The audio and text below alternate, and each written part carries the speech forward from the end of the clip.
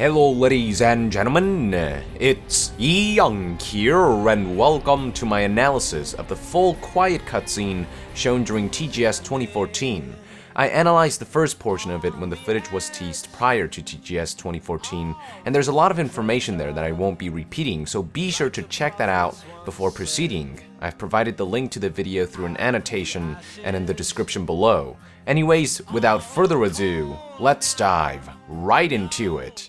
I would like to begin by pointing out what seems to be some kind of serial code on Quiet's arm glove. The bottom part is too small and blurry for me to read, but the top part seems to read CT1030100. I tried looking it up, but I couldn't find anything in regards to what it means. But if there is anyone out there who does, be sure to let our nation know in the comments below. Keep in mind that it could just be some random product serial code with no significant meaning. Moving on, I would like to talk about Quiet's powers. Prior to the release of the full cutscene, most people speculated that the power shown in this footage was something along the lines of disintegration or teleportation. On the other hand, I and a few others argued that the power is closer to invisibility. Now that the full Quiet cutscene has been released for public viewing, I think it's safe to say that her powers are indeed closer to invisibility, as noted by the fact that the Diamond Dog soldiers are able to find her by using thermal goggles. Had she disintegrated or teleported, the thermals would have been useless. But as I mentioned in my previous video, there are likely some physical aspects to her invisibility power as well, as noted by the fact that she managed to take her handcuffs off by making the outer layer of her wrists and hands vanish. It's hard to say what the full extent of her power is from this footage alone, so we'll have to wait for more information. Moving on, I would like to talk about this portion of the cutscene in which Kaz commands his soldiers to fire upon Quiet. Here we are shown a close-up look at Quiet's mascara. In past videos, I noted how her mascara appears and vanishes similarly to the End's liver spots, but now that we have a much clearer view of the mascara, it's even more apparent just how similar the shape and pattern of her mascara are to the End's liver spots. Could there really be a connection between the two? It's hard to say for sure at this point, but I feel like the more I learn about her, the more likely it seems that she shares some kind of connection with the End. But who knows? Now, I find it interesting that Kaz tells his men to fire upon Quiet without any hesitation and without consulting Big Boss. It makes me wonder just what about her makes her so untrustworthy in Kaz's eyes. Then again, after losing Mother Base to a false nuclear inspection, which Huey had a hand in, who can blame him for being paranoid? From what I've seen so far, it seems as though Kaz will act upon his anger in a less subtle and more aggressive manner than Big Boss. I'm not saying that Big Boss is any less angry or hellbent on revenge, but we already know that Big Boss will talk a lot less in Metal Gear Solid 5 compared to past games, which seems to be indication that Big Boss will keep his anger subdued until key moments. Kaz, on the other hand, seems to be more talkative in this game. If you recall from the E3 2013 trailer, Kaz gives an entire monologue about the comrades he's lost and his declaration for retaliation and vengeance. You feel it too, don't you? I'm gonna make him give back our past.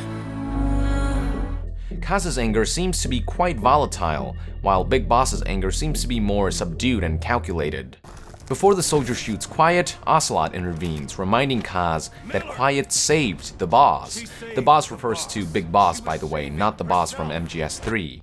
Miller retaliates by stating that she was saving herself. With so little context, it's hard to say for sure what they're talking about exactly, but it seems as though Quiet somehow saves Big Boss during one of his missions should players encounter the character. And I say if, since it was confirmed that it's possible to finish Phantom Pain without meeting Quiet. Perhaps Quiet saving Big Boss is how they meet for the first time. If I had to guess, I would say that this happened somewhere in Afghanistan, since most cutscenes we've seen of Quiet do take place there. Now, something that I never noticed before is that Kaz now wears a strap for a gun holster. Notice how the gun is holstered in such a way that it can only be drawn with the left hand. That's only natural since Kaz lost his right arm. There has never really been any confirmation in regards to Kaz's dominant hand, but the fact that he wears a watch on his left wrist seems to be indication that he is right-handed. If that is indeed the case, then it looks like Kaz will be in a vulnerable state in Phantom Pain as he gets used to using weapons with his non-dominant left hand. Before things get out of hand, Big Boss intervenes, commanding his men to put Quiet in the cell. Something I would like to note is just how chaotic everything seems to be in Mother Base. The soldiers almost seem to have no idea what to do or whose orders to follow as all of this unfolds. Should I follow Ocelot's orders and seize her? Should I follow Kaz's command and shoot her? Or should I wait for confirmation from Big Boss? To me, the cutscene seems to foreshadow chain of command, structure, and order in Mother Base just falling apart as the story progresses. And if there's this much disorder this early in the game, God knows how things will be later on. The E3 2014 trailer also shows us a glimpse of a disorderly Mother Base, featuring Diamond Dog soldiers fighting amongst themselves. If the leaders of Diamond Dogs are bickering amongst each other, it's not all that surprising to see a divide lower down the chain of command as well. I think a big reason for the impending turmoil is that Big Boss and Kaz are no longer leading their men for an ideal like they did with MSF. MSF was about giving soldiers who were abandoned by their nation or organization or who wanted to break away from the world order a place to call home. It was meant to give castaway soldiers a place to do what they could do best, fighting. With MSF, Big Boss and Kaz operated under their own sense of good intentions. With Diamond Dogs, on the other hand, Kaz and Big Boss no longer care whether their intentions are good or bad, as long as they can satisfy their thirst for vengeance. The ideals which once governed MSF seem to have taken a back seat, and it's now become personal. And if history's any indication, mixing personal with professional is a recipe for nothing short of disaster. Anyways, after Big Boss gains control of the situation, we then get a glimpse of the relationship between Quiet and Big Boss. Quiet hesitates when Ocelot commands her to head over to her cell, but one profound shoulder tap and look from Big Boss, and she proceeds to do as she is commanded. She really seems to trust Big Boss for some reason. Perhaps Big Boss saves her in Afghanistan while she's held captive by Soviet soldiers as shown in the E3 2014 trailer, and then perhaps Quiet returns the favor later on. As we saw in the African Jungle gameplay, Quiet can even be brought in missions as a support buddy. Kojima confirmed that players can get closer to Quiet through some kind of bonding system that hasn't been detailed yet, and the stronger the bond, the more commands and abilities players can unlock for Quiet during missions. But more importantly, this bonding system will likely allow players to learn more about Quiet. Perhaps Metal Gear Solid 5 will feature some kind of social system similar to Persona 3 or 4, allowing players to hang out with key characters. Peace Walker featured the silly dating missions, and with how much MGS5 borrows from Peace Walker already, I don't see why Kojima couldn't expand that into something more serious and extensive. As she is taken away, Kaz insists that not killing her here and now is a mistake. Big Boss agrees that they will have to kill her someday, but not now, and that when the time comes, he will do the deed himself.